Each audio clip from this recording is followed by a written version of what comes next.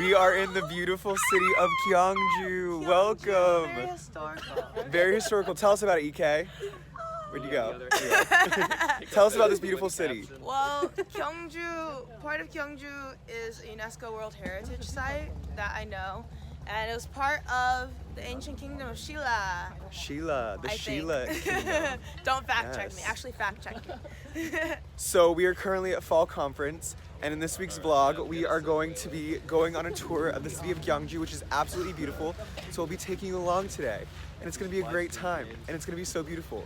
And we're live streaming. This isn't live, actually. We need editing. With hope, I'm back. James. This I'm is Beth. EK. This is EK. Don't make me say it. And that's Steph.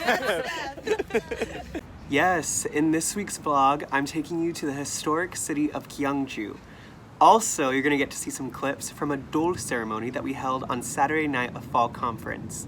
So dol is a Korean tradition in which a Korean child on their first birthday chooses a different item. And all of the items represent different meanings for their lives. The money is for like wealth. No, Jenna's not drunk. The pen is for like learning. That's fine. I don't know what the other ones are for, to be honest.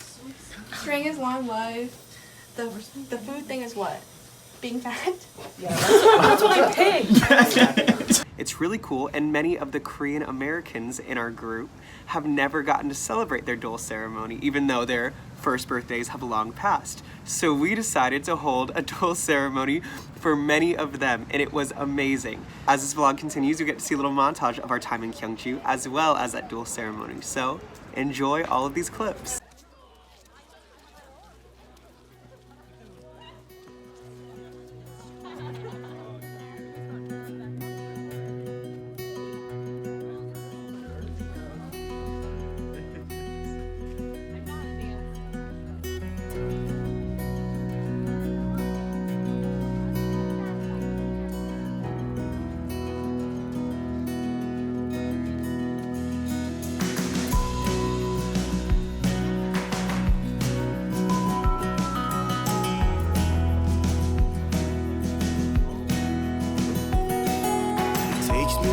About 7 years to the good old days when I hid my fears in a book for only my eyes to see.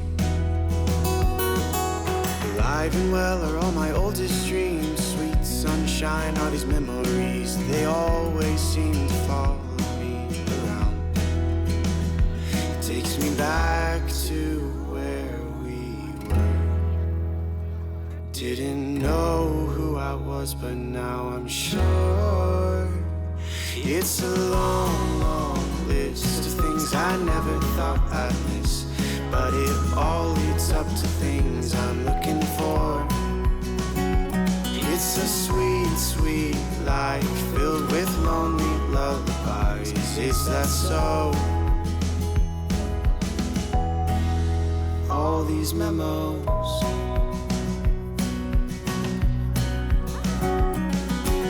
High school trends and old girlfriends, you're the closest thing that could ever give a pretty good description of my life. From riding bikes in the summertime to cold winter nights sitting around the fire. If I could go back there, it's probably where I'd stay. It takes me back to where we were. Didn't know who I was, but now I'm sure. It's a long, long list of things I never thought I'd miss, but it all leads up to things I'm looking for. It's a sweet, sweet life filled with lonely lullabies. Is that so? All these memos.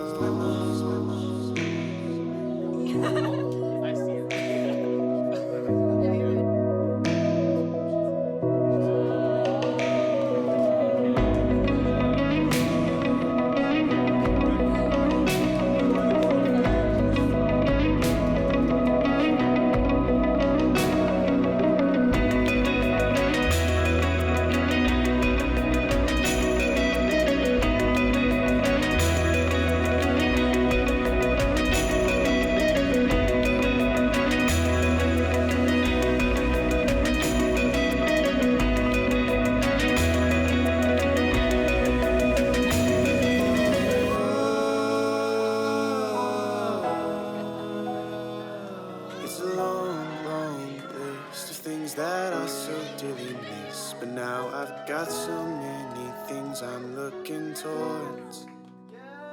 It's a sweet, sweet life with no sense in stopping time. There's no better life I'd find, so I'll keep writing down these lines of all these memories.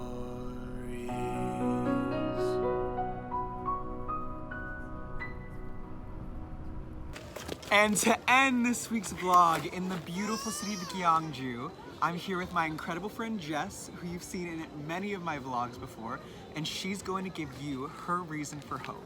So, Jess, what does hope mean to you? Okay, so I'm gonna be honest and tell you that when you first asked me what hope meant, I don't know, I think hope is one of those really big ideas, and really abstract words like that, it can be really difficult to think of a definition for. So honestly, even until like an hour and a half ago, I wasn't exactly sure what my answer was. But then during Fall Conference, I went to a small group discussion about journaling, and it reminded me of this thing that I used to do every day during my last year of college. So from last year, around this time is when I started, and I finished doing it in June of this year, a few months ago. And it was during a kind of difficult period of my life when I really wanted to remind myself of like little things that could, you know, keep me going, because like I said, it was a really difficult part of my life. Basically what I did was I made a promise to myself that every day I would try to write down like one little thing that happened that day that like either like made me happy or made me laugh or just something that I appreciated. And I try to do that every day, and gonna be honest, was not able to do that on some days. But it's been something that I kind of stopped doing after college ended, and I've been trying to pick it up recently too, just in my life here.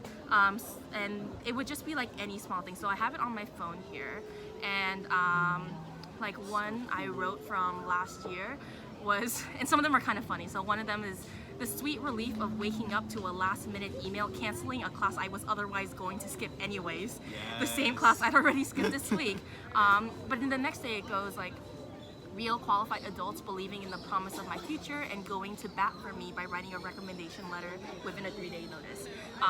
And even like I've noticed in the last couple of months that I've been in my placement in Samcheonpo, which is in Gyeongnam in the south of Korea, I've been noticing like little moments like that. Like earlier this week I was walking home on one of the main streets.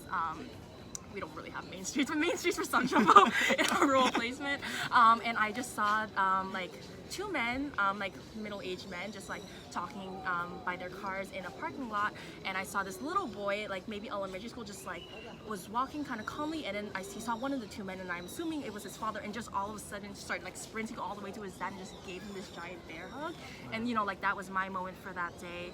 And even like when I was traveling to Seoul last week, I was in the bus station. And I saw this bus driver like going out of his way to like lean out of his bus to share his chips with like another bus driver that was on a break. And so for me, I think, especially as someone who's kind of gone through kind of ups and downs with like feeling hope or like feeling hopeless, it's been like the little moments like that that kind of remind me that there's, you know, things worth living for and people worth living for, and not so much like the really big grand moments that I think a lot of people think of when they think of big moments of hope. Oh, yes. Jess, I love that. Oh, my friend. And I believe in your future, Jess Chen. You're absolutely incredible. And I'm so thankful to know you. It's true. Hope can be found in so many different moments each and every day, guys. You just have to think about them, just like Jess does every single day. And so to end this week's vlog, as always, with hope, I'm James. I'm Jess. And we'll see you guys next week. Bye, y'all. Bye. It's a long, long list of things that I so dearly miss. But now I've got so many things I'm looking towards. It's a sweet, sweet life with no sense in stopping time. There's no better life I'd find, so I'll keep writing down these lines of all these memories.